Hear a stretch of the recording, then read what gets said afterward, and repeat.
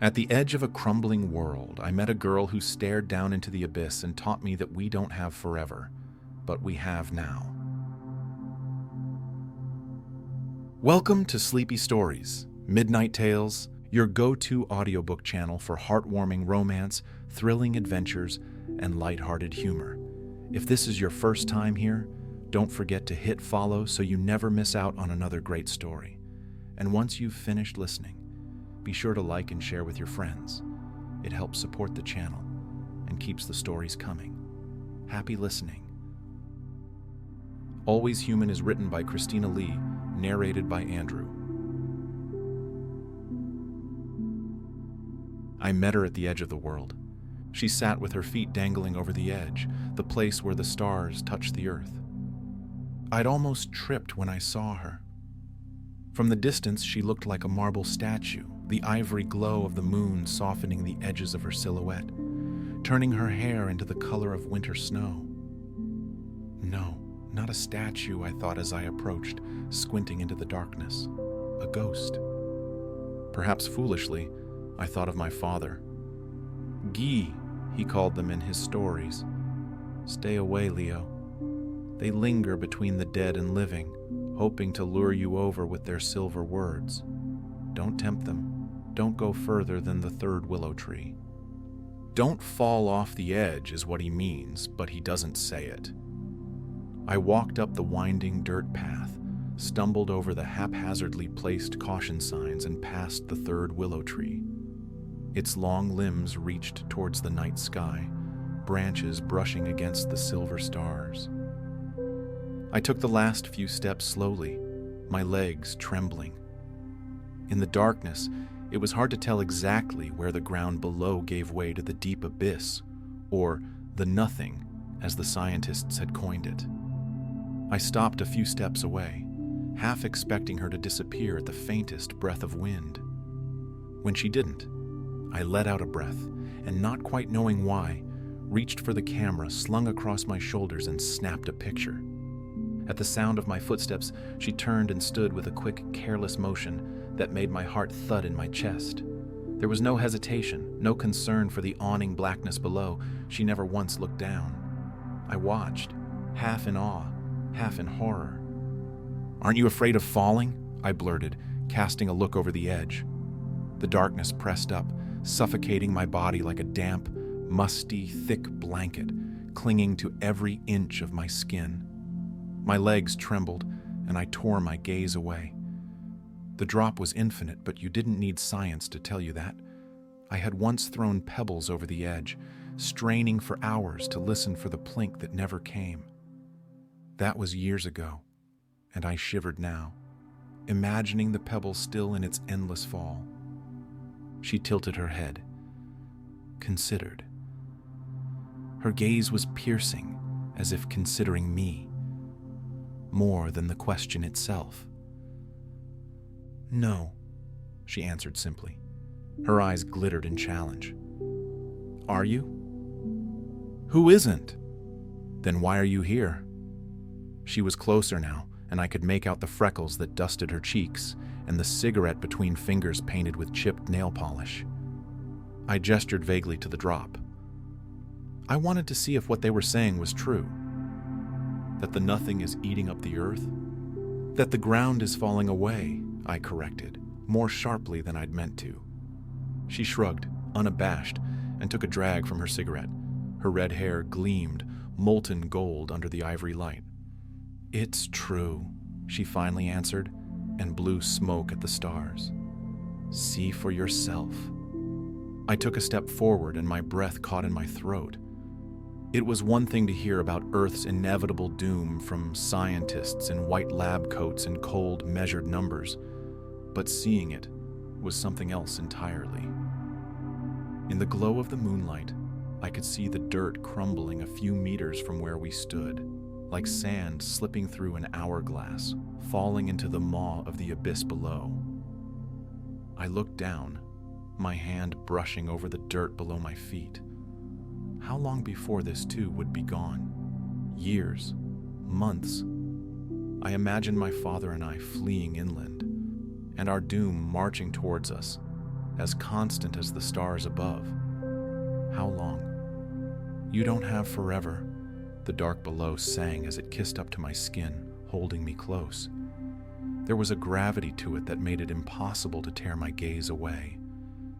We don't have forever, I repeated, imagining the seconds pouring off me, seeping from my skin and counting down to the inevitable, endless fall. No, she agreed softly. The moments that define lives aren't always obvious. They aren't always protracted, heavy with meaning. Mine certainly wasn't. It was the moment I first saw her, mistaking her for the ghosts in my father's stories. And it was the quiet moment where she paused before sitting down next to me. "I'm Lila," she said, her gaze forward. Smoke curled from her lips as she exhaled, shifting like ghosts in the breeze. Leo, what a sight we must have been, the pair of us, sitting on the edge of the world, watching our doom together. That night, when the moon had dipped low into the horizon and I'd walked back home, I pulled out my camera and looked at the picture I'd hastily taken. It captured the bold, sweeping lines of her face, the tilt of her chin, and wonderfully, the fearlessness in her gaze as she stared down, down, down. Such a girl was she, I thought, who looked at doom with both eyes open. I thought of my father, who had listened to the news speak of our crumbling earth, our inevitable doom with hollow, unbelieving eyes. In my room, I listened to the sound of his footsteps as he drifted from room to room, always moving but never towards anything. It was as if he was making his own disappearance, becoming the guy he once warned me of. But Lila, she was the opposite. I brushed a thumb over the screen, in equal parts awe and envy. Tilda, unspoken, our ritual continued. I made my way up the winding trail each night, accompanied by the song of cicadas and the cereus that bloomed along the path, their white petals turned towards the night. Without fail, I would find her on the precipice, the same easy grin, cigarette in hand, and legs dangling over the edge. Sometimes we would talk. Other times we stayed silent and watched until the brilliant golden hues bled like fire and the first slivers of sun appeared. But always, always, I heard the dark whisper its promise to us, gloating over its victory. Our doom. The earth below us continued to crumble. The edge was at the third willow tree now. People had begun to flee inland, and the streets were cold and desolate, a ghost city, the streetlights blinking softly for an audience of one. You don't have forever. Tilda Lila was elusive. She was like the flitting shadow of an elf owl, impossible to pin down. In my mind, I tried to capture her in a single image, but the edges would come out blurred, never truly her. Once, as we listened to the song of the nightingale, she told me she couldn't sleep for thinking about all the things she wanted to see. The midnight sun, and its opposite, the polar night. Her voice was strained with yearning as she spoke of blue lagoons and grand canyons, the things that would soon be no more. Why don't you go? She brushed her fingertips over the blades of grass. She didn't speak for a long time, but when she finally did, her voice was quiet, her face moonlit with sadness. It's easier to mourn when you have less to lose. I thought of my father then, how he had become a wisp of his former self. And softly, not quite knowing why, I said, "My father once told me a story about ghosts." The words came easier after that, the story spilling from my lips. When I finished, Lila said nothing. She looked far away then, her expression suffused with sepia hues of nostalgia, with iridium music. That night, I dreamed of Lila as a nightingale, brown wings spread wide underneath the velvet blue sky. Tilda.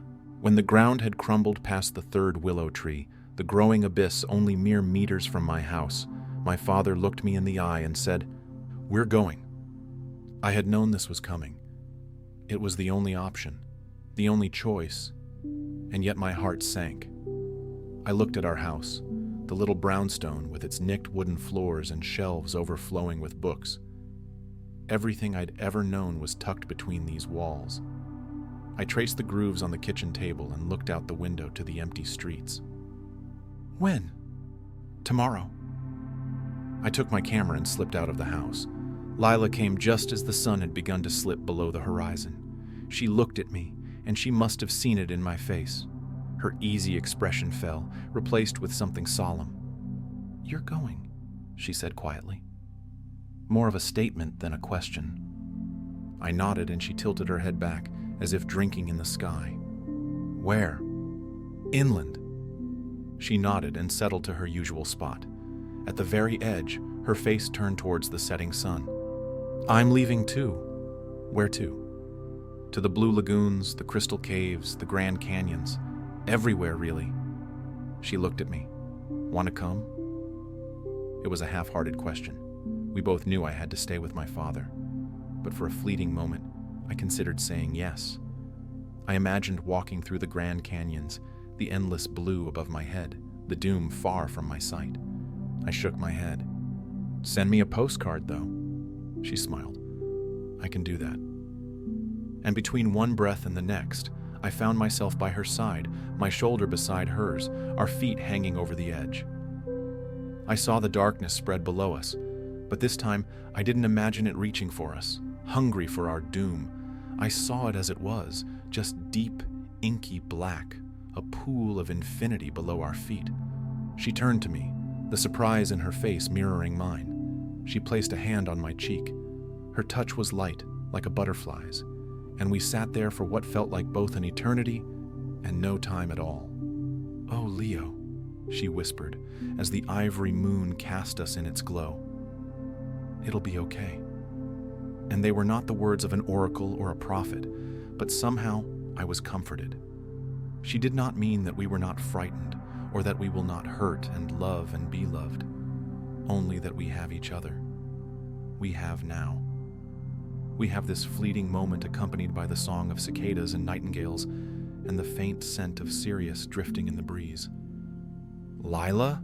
I undid the clasp of my camera strap and placed the old Polaroid in her hands. The absence of it was strange. My hands felt impossibly light without its weight, but in that moment, it had felt right. I imagined the lenses capturing everything Lila would see, a collection of memories, every detail in its finest glow. Sure, I was sending it away, perhaps never to see it again. But I knew better. What traveled forward could always come back. She held it in her hands, cradled it like a newborn baby. "Thank you." That was the last I saw of Lila. Tilda. 2 months later, in a city far from the edge of the world, I found a postcard in the mailbox. It was a snapshot of her, and in the backdrop a lagoon so impossibly blue that it took my breath away. Her red hair was tousled, her grin lopsided, and the picture was blurry, no doubt taken hastily. But it was beautiful, capturing everything wild and fierce about her. There was a single word on the back, scrawled in deep blue. Now, and strangely, impossibly, it was enough. I tried not to laugh, but mostly not to cry. That night, I placed it carefully beside the first photo I'd taken.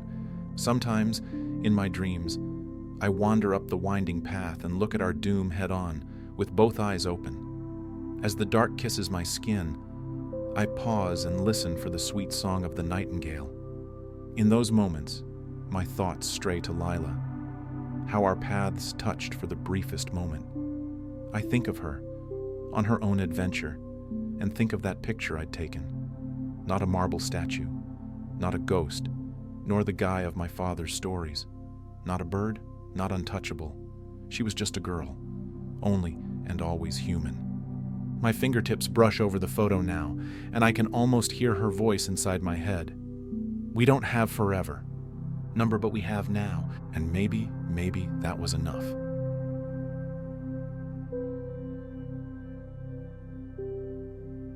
Thank you for listening to today's story. Did you enjoy it? Which part stood out to you the most? Do you have a favorite character or moment? Let us know in the comments below. We'd love to hear your thoughts. And don't forget to like this video and share it with others to help support the channel. Your engagement keeps us motivated to bring you more amazing stories. See you in the next one.